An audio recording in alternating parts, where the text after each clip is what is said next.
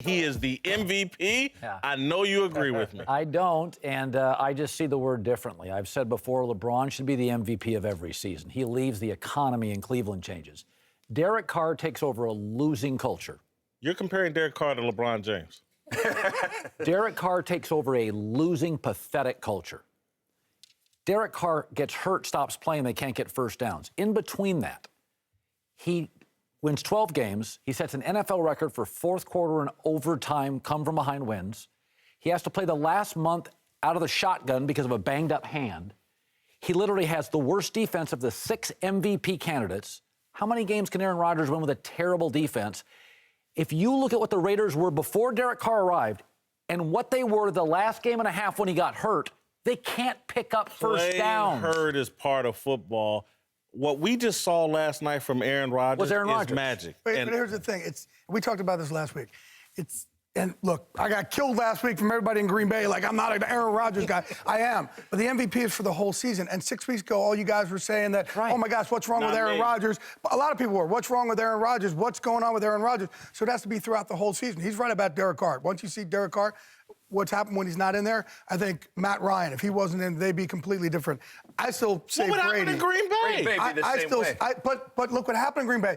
For a while, we weren't talking about Aaron Rodgers MVP. We were saying, is this team even going to make the playoffs? Yeah. The because Patriots the whole time. Their defense was garbage. The Patriots the whole time. No, we were saying, what's wrong with Aaron Rodgers?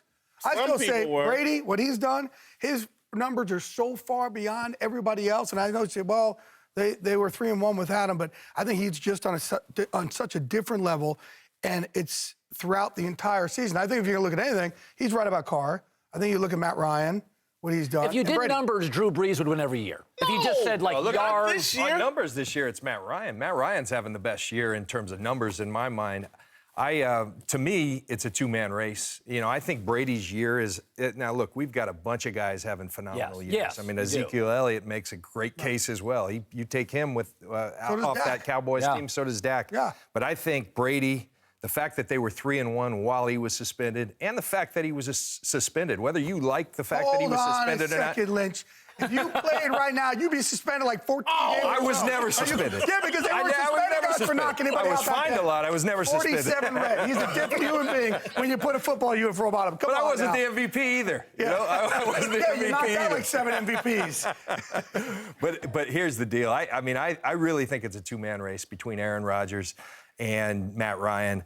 And I got to tell you, they both made it really hard yesterday because they both played about as good as you can play yesterday. And so I think voters... One play in the game that mattered. You're human, and it's coming right down to the end. I'm going to go home and watch both of their games. I'm going to watch it on film, and I'm going to make up my to me, MVP. Again, what is valuable?